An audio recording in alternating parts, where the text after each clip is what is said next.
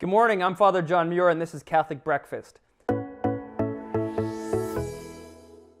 The meaning of life. Yeah, big question. Usually we don't really ask ourselves that question unless life kind of forces it upon us. It reminds me of this old legend. It's about an ancient king in Rome, to whom comes a Sibyl, an ancient woman of wisdom, and she wants to sell him these 3 scrolls. She says, "Oh king, here are the 3 scrolls. I want to sell them to you." And he says, "It's too much.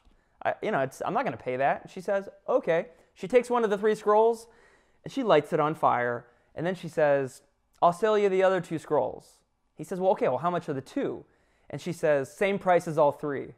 And he says, "I told you, that's way too expensive." She says, "No problem." She takes one of the 2 remaining scrolls, lights it on fire, and as it's being consumed by flames in front of him, she says, "I'll sell you the last scroll of wisdom." And he says, "Okay, how much for the 1 scroll?" She says, "Same as all 3.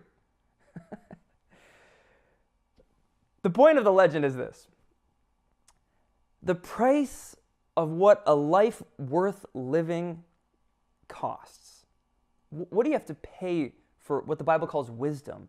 For seeing my life in terms of its final meaning, its purpose. It doesn't get cheaper the longer you wait. The first scroll sort of symbolizes the king's youth. The second scroll symbolizes his middle age, right? Now he's at the end of his life, and he's got to pay the same price. Well, what's the price? What's the price that we have to pay for a life that's not settling for superficial answers?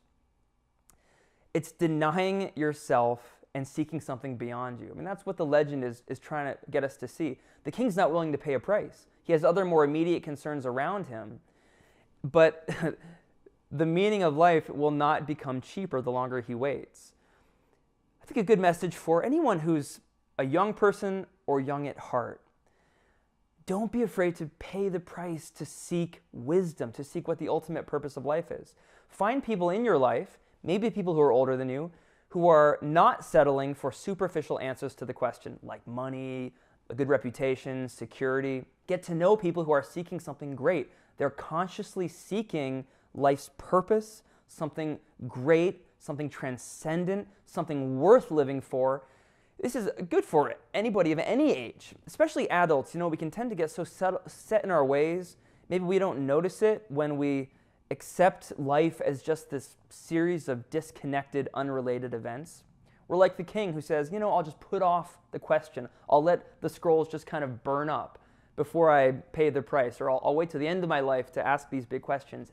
Deny superficial answers to the question of the meaning of life. Deny yourself and seek something truly worth living for.